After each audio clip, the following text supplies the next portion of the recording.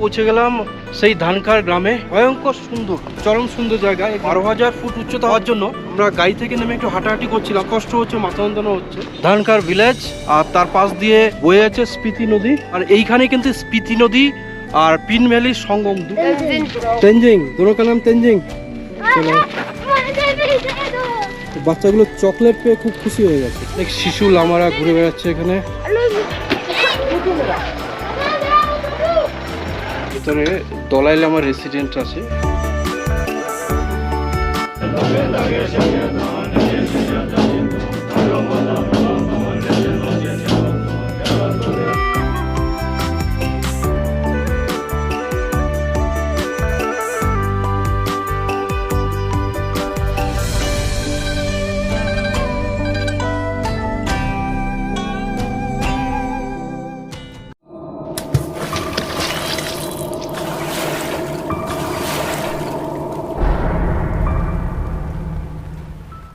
Hi friends, welcome back to my YouTube channel. আজ June মাসের 19 তারিখ। আজ আমরা টাবো দেখে যাচ্ছি ধানকার মনাস্ট্রি। টাবো ছেড়ে কিছুটা বেরিয়ে আসতেই আমরা আমাদের সাথে পেয়ে গেলাম স্পিতি নদীকে। স্পিতি নদীকে সঙ্গে করেই আমরা এগিয়ে যাব ধানকারের পথে। এখান থেকে ধানকার দূরত্ব প্রায় 30 কিলোমিটার, হয়তো ঘন্টা দেড়েক সময় লাগবে। সাথে থাকুন, যাত্রাপথের অভিজ্ঞতা আপনাদের সাথে শেয়ার করব। ভিডিওটিতে প্রথম থেকে শেষ পর্যন্ত থাকুন। আর যদি ভালো লাগে তবে চ্যানেলটি সাবস্ক্রাইব করুন। এর আগের পর্বে আপনাদের দেখিয়েছি নাকো ও টাবো। ভিডিওগুলি যদি না দেখে থাকেন তবে তার লিঙ্ক ডেসক্রিপশন বক্সে দেওয়া আছে, দেখে নিতে পারেন।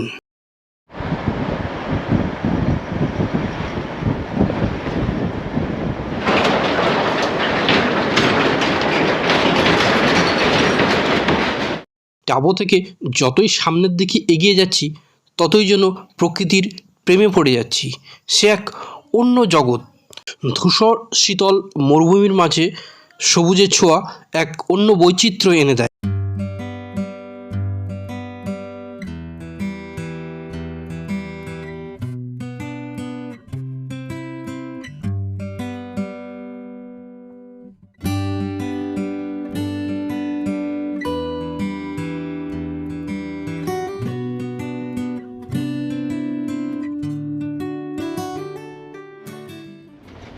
আমরা এখন পেরিয়ে যাচ্ছি পো গ্রাম, পো ভিলেজ।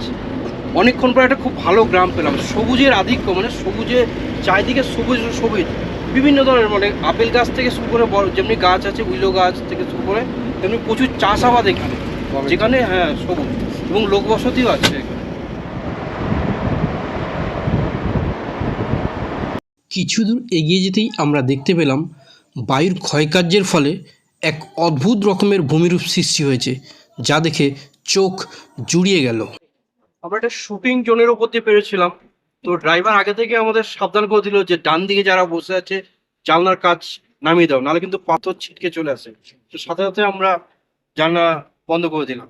জায়গাটা ডেঞ্জারাস জায়গা, মানে যে জায়গাগুলোর প্রতি আমরা যাচ্ছি আপনি না দেখলে কল্পনা করতে পারবেন না। না, রাস্তা ঝাড় দিয়ে পরিষ্কার করছে। যেগুলো পাথর পড়েছিল সেগুলোকে ঝাড় দিয়ে পরিষ্কার করা হচ্ছে। এই যে সামনে চারজনেরা ঝাড় দিয়ে পরিষ্কার করছে। একটু আগেই দেখলেন কিছু মহিলা রাস্তা ঝাড় দিয়ে পাথর সরাচ্ছে। ওটা একটু আগেই কিছু পাথর গড়িয়ে পড়েছিল। তো মাঝে মাঝে এই রাস্তায় এরকম ঘটনা ঘটে। রিস্ক নিয়েই আপনাদের যেতে হবে। রাস্তার এই সাইডটাতে দেখুন নেট দিয়ে, মানে পাথর গড়িয়ে পড়ে বলে নেট দিয়ে বেঁধে দেওয়া হয়েছে, তারপরেও কিন্তু গড়িয়ে আসছে। তো এইটুকু ঝুঁকি তো আপনাকে নিতে হবে। এই রোমাঞ্চকর অনুভূতি, যে অভিজ্ঞতা আপনাকে অর্জন করতে গেলে, সেই অনুভূতি যদি আপনাকে বুঝতে হয়, উপভোগ করতে হয়, তাহলে এইটুকু কিন্তু নিতেই হবে।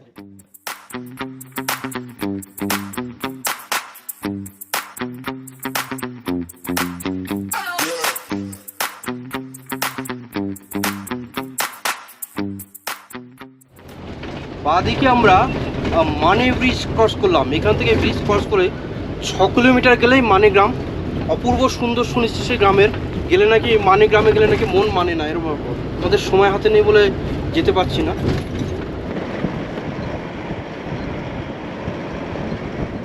আমরা এখন ক্রস করছি সিজলিং ভিলেজের ওপর দিয়ে।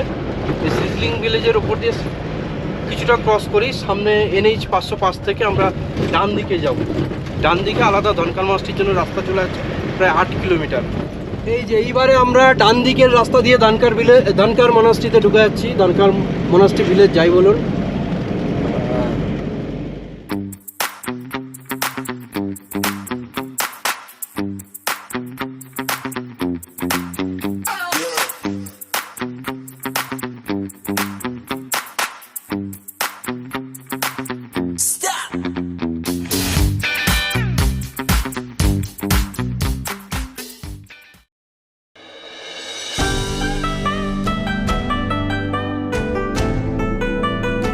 আমরা অবশেষে পৌঁছে গেলাম সেই ধানকার গ্রামে।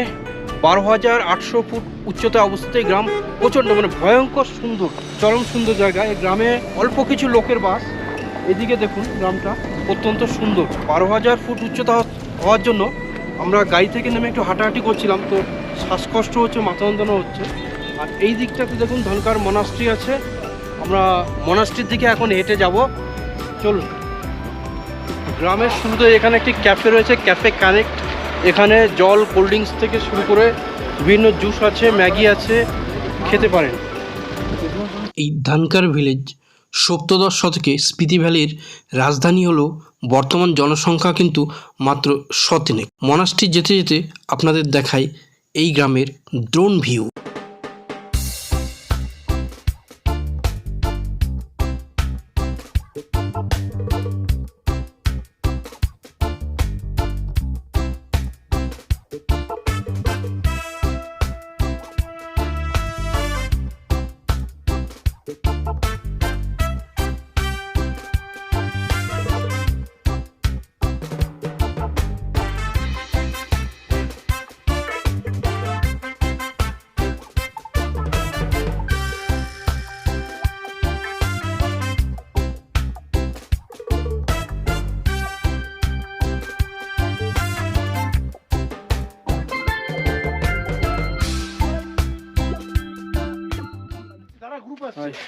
नाम क्या है तुम दोनों को? तेंजिंग। दोनों का नाम तेंजिंग। मामा चलो।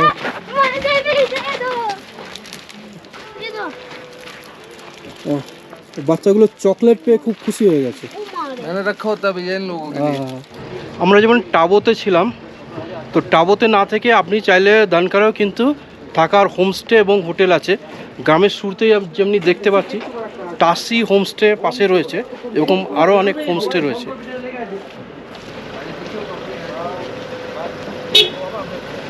এই আর একটা হোটেল এবং রেস্টুরেন্ট এখানে।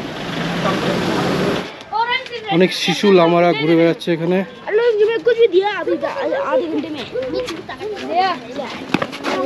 এবার আমরা মনাস্ট্রির ভেতরে যাচ্ছি।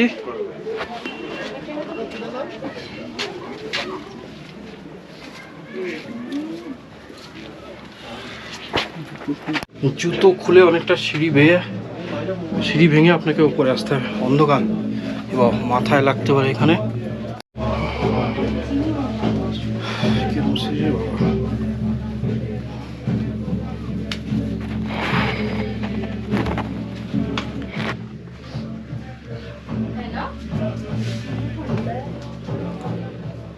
সাবধানে মাথা নিচু করে আসতে হবে। এখানকার হাইট কিন্তু বেশি নয়, আমার শর্ট হাইট, তবু মাথায় লেগে যাওয়ার মতো অবস্থা। মাথা নিচু করেই প্রবেশ করলাম লামাদের প্রার্থনা কক্ষে। जा सकता है अंदर, जा सकता है। जरूर आइए, जरूर आइए।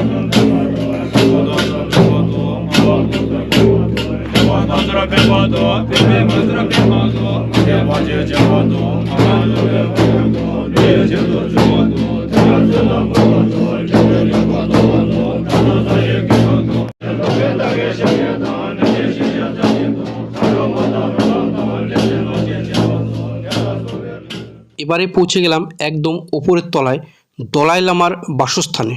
অর্থাৎ দলাই লামা নাকি তার জীবনের কিছুটা সময় এখানে অতিবাহিত করেছিল।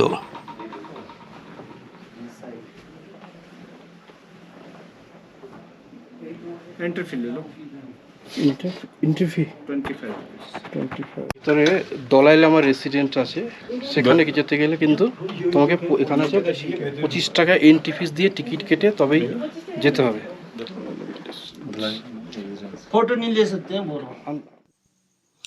দলাই লামার বাসস্থানের ছবি তুলতে দেয়নি। এবারে আমরা প্রবেশ করলাম তার পাশেই অবস্থিত একটি ধ্যান গুহাতে।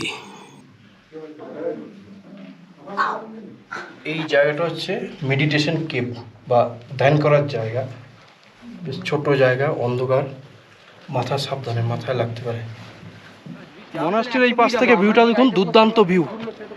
এইদিকে হচ্ছে তোমার ধানকার ভিলেজ, আর তার পাশ দিয়ে বয়ে যাচ্ছে স্পিতি নদী। আর এইখানে কিন্তু স্পিতি নদী আর পিন ভ্যালির সঙ্গম দূরে হয়েছে। এখানে ভালো গোপ্রোতে দেখাতে পাচ্ছি না, কিন্তু যাই হোক জায়গাটা দুর্দান্ত সুন্দর, চরম সুন্দর। 1000 বছরের পুরনো ধানকার মনাস্ট্রির এবারে দেখুন ড্রোন ভিউ।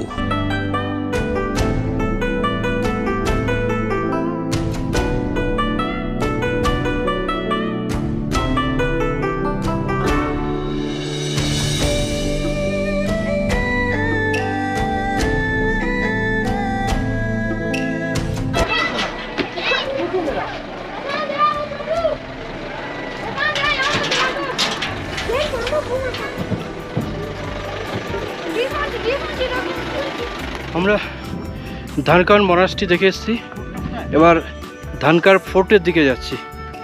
ধান কথার অর্থ উচ্চতা, কার মানে হচ্ছে ফোর্ট।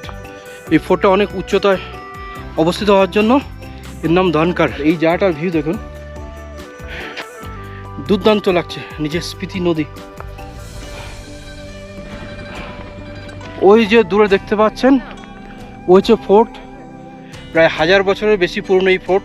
আর একসময় কিন্তু এই ধানকারই কিন্তু স্পিতির রাজধানী ছিল, আর তখন থেকে কিন্তু এখান থেকেই রাজ্য এই স্পিতি শাসন করা হতো।